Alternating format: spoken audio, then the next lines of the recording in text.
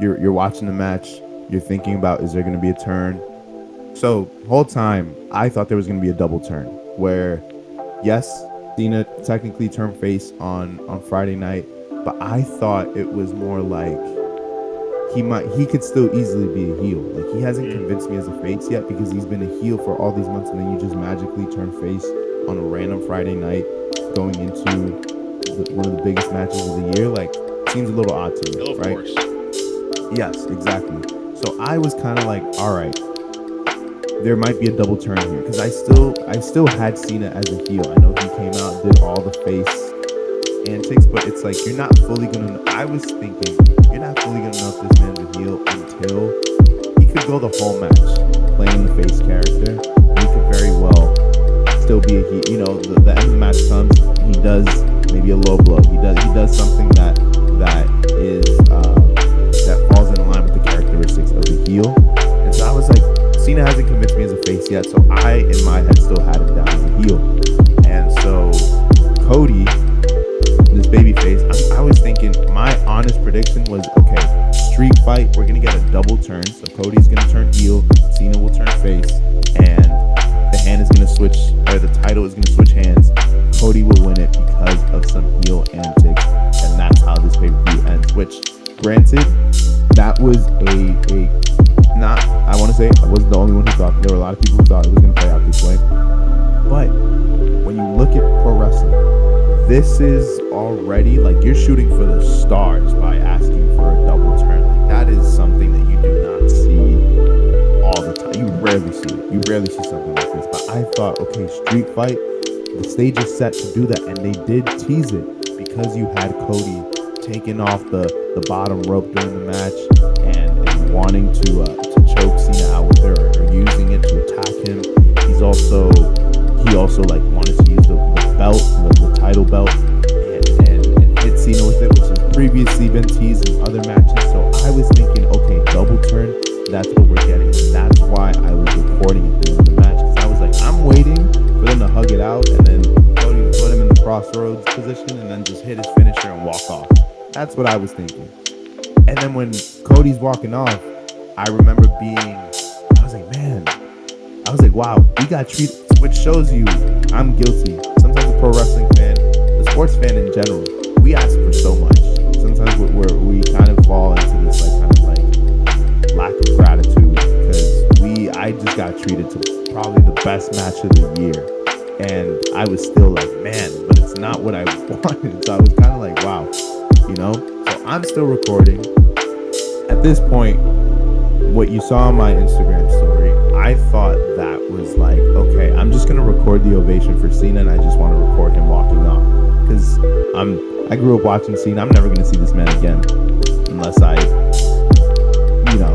and become stupid and like drop crazy money to see his match. His final match is going to be in Boston, but I don't think I'll do that. But this is the last time I'm most likely seeing this man. So I'm recording it for that reason. I did not, and I don't think anybody expected Brock Lesnar to return. And a little bit of an aside, the thing about Lesnar's return, it's so controversial, and I think as a fan, you kind of get into this kind of like morality kind of, I guess you could say, like, you just begin to question, like, okay, like, how do I really feel about this? As a fan, I was blown away. If you surprise me, I'm gonna like being surprised, But the thing about Brock is that there's actual, again, real life stakes in his return. For those who may not know, I think actually it's been pretty well documented. Vince McMahon, the CEO, the former head person of the CEOs, whatever, head of creative, everything. The man who literally ran the show for so long, who brought WWE into its popularity up until, I want to say it was like early last year. He got these crazy charges on him. Look them up. I'm not going to dive into the whole thing, but if you don't know what I'm talking about, just look up Vince McMahon case. There is a lot happening there, and some very gruesome stuff. A lot of very just like uncomfortable things going crazy to see it. You not trying to lie? What's going on, bro? I saw Alexi smiling. It's a lot. I saw Alexi smiling, and whenever I see someone smiling, Just the way you explain it, it's like, hey, you don't know. look them up. Like, Look them up. you gotta be under a rock if you don't know. Like, Yeah, it's crazy. It is crazy. It's crazy. It's some wild stuff. I'm not actually not gonna say what I was gonna say. Wild stuff. Can't say I was fully surprised though. That's all I'm gonna say. Can't say I was fully surprised. You know, what is it? Disappointed but not surprised or whatever it is. Yeah. That's how I felt. But crazy stuff. Brock Lesnar was named in that case. So we all know Lesnar did some really suspicious things alongside Vince McMahon, and this man was, as he should have been he was on the banned list. Is what everybody thought. Man, we're never gonna see Brock Lesnar again. This is a huge name from the past few years. Like, this is a huge historical name in the WWE. He's been around. He was around in the early 2000s as well, before he jumped ship to UFC, before he did a lot, crazy, right? But now this band name comes back, and you're now thinking, why would they decide to do this? How is it that they thought that the HR, PR, like everything, bro, like how are we even thinking that this is a good idea? But then there's the part where you're like, but you surprised me, and I know unfortunately, there is money to be made there, and that's why you're gonna do it. And as a fan, I'm like, he's one of Cena's most iconic opponents, but there is this real life situation, this real life case that is now in the mix as well. So now you're like, whoa, like what am I watching right now? And I think that's what added to just the shock value of last night. And yeah, he goes into the ring, he hits Cena with the F5, which is his finisher, and he just was the theatrics were also present. He's taking off his cowboy hat, he's taking off his vest, and it's wild. It's just crazy to see. I had no words. I was screaming my head off in the main event match, but when that happened, I really just stood in shock. Stood in shock. And yeah, that clip is that I'm so glad I got that on video, because you got to see the fans just completely lose it. Could not. It was so loud. But yeah, man, that's the complexity of it. But what did you think, Dre? Yeah, I watched your story like 80 times, bro. That one woman who screamed in your story, what the fuck? It was crazy. It was crazy. That's that raw emotion. I think too, that's the thing when you completely surprise people, is you get that visceral reaction, because only afterward you're gonna have that reflection like you're having now, where it's like, okay, that was exciting, but what does this really mean? Can I even root for this? Do I want to even support this? And that kind of plays into that shock. But in that one moment where you play that music, there's nothing else you can do but scream. You're like, what the hell's going on? I never thought this was going to happen. And that's kind of the power that like they have in their hands to pull off something like that. I think if there's rumblings, if there's any anticipation of a Brock return, then you get a little bit of a different reaction. I think people are still going to be excited, of course, just for the storyline, but then you give people a chance to prepare. They're like, oh, maybe are we gonna boo him coming out? There's maybe something a bit different there. But I think in that one moment, you do get, and just talking about it from a purely on-screen point of view first, you do get a really exciting like parallel to, what is it, like 13 years ago, where Brock returns for the first time in 2012. Return on Raw, where Cena standing there in that iconic green Cena shirt. And at that point in time, you're looking at a Cena that people genuinely are like tired of at that point in time. Like, that's like the peak of let's go Cena sucks. And that Cena sucks is a lot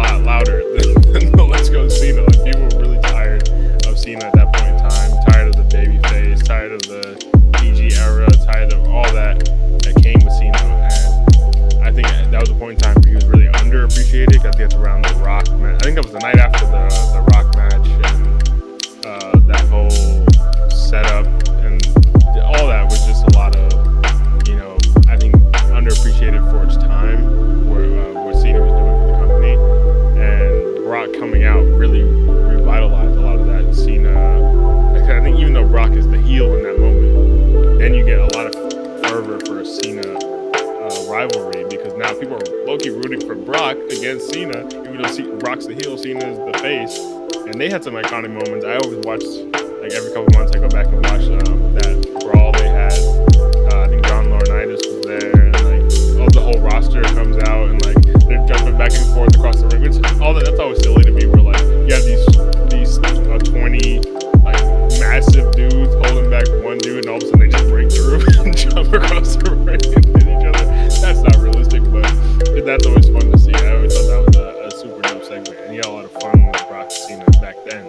So now you come full circle, 2025, Cena retirement tour, the ghosts of Cena's past, all coming out across the year, and now we're getting a Cena that's finally truly appreciated for what he's done for the company. He is the undisputed GOAT. They say it on commentary as much as they can because we know it's the truth, and people are now sad to see Cena go, but they're appreciating him finally.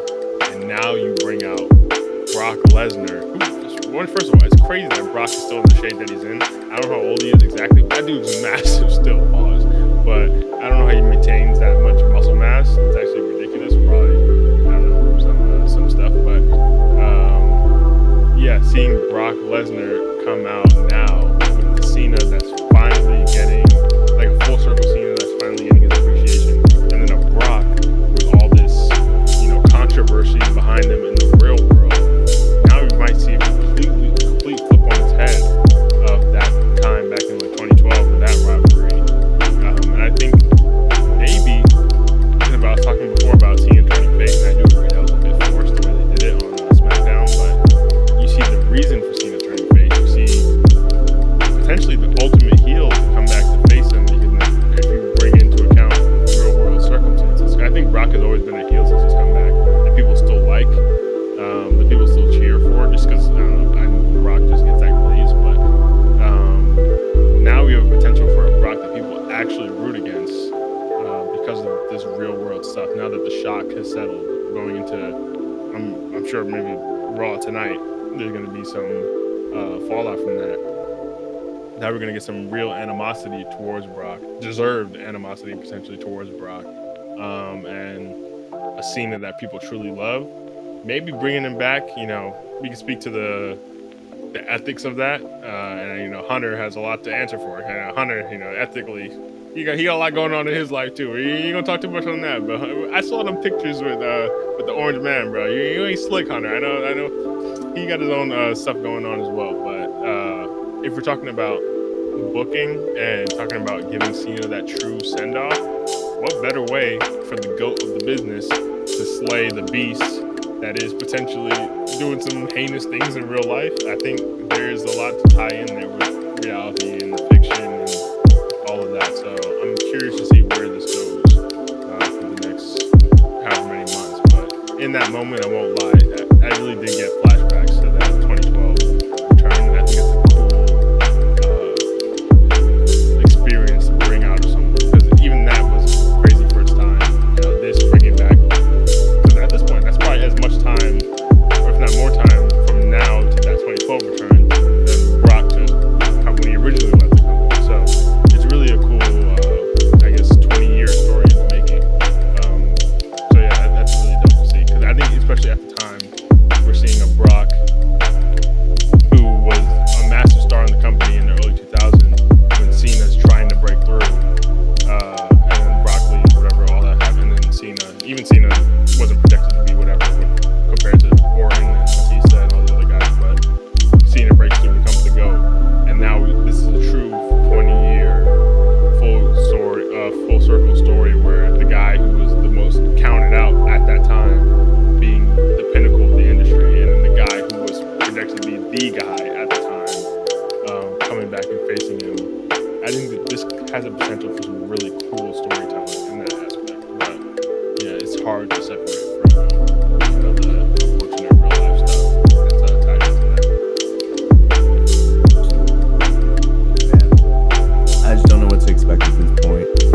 But yeah, it's just really, really crazy to see.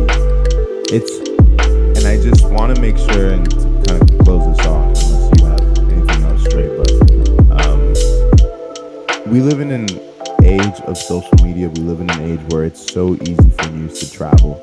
And so the fact that this pay-per-view as a whole, you had two twists that people were only twist on night one, there was speculation on that, right? I don't think there was anyone in that building yesterday, anyone watching at home, who genuinely thought we would get a Brock Lesnar return. It is so hard to keep that kind of news under wraps. If you want to know more about like what that's like, watch that new WWE docu-series that's on Netflix right now. I think it's called Untold. I've watched the first 4 episodes of it. And you see how hard it is and how important it is when you have big moments like these. They were speaking about the John Cena heel turn. How important it is that if you want to execute this perfectly, if you really want to swerve your audience, you've got to make sure that even internally, people do not know. And so they were showing how even the people who are in charge of like showing camera angles backstage didn't know that Cena was going to turn heel. You would expect those people to be in the know because it's literally their job to show what the fans are going to see. So we live in an age where you really have these things, these agreements, these new signings, these returns. They have to be between probably Triple H, who is the head person in charge, the guy, maybe 1 or 2 of his right-hand men, and then the person in question, right? Sometimes the people in the ring do not even know what is about to happen. They also, like, the talent themselves are getting swerved is like also something that I want to highlight. Like it's so hard to do these things in today's day and age, and the fact that you do it and that you did it twice, you've done it a few times this year, like I just have so much respect for Triple H, and from that perspective that you've allowed that experience to come back, because we lost it for a moment. There was a moment where it was kind of lost. About 10 years ago, Sting was signed, this WCW legend, this TNA wrestling legend, gets signed to the WWE, but everybody knew it was going to happen. So it was still cool, it was still amazing, but we're like, all right, this is what we were waiting for. AJ Styles' arrival to the main roster, or to WWE, also announced in advance. So it was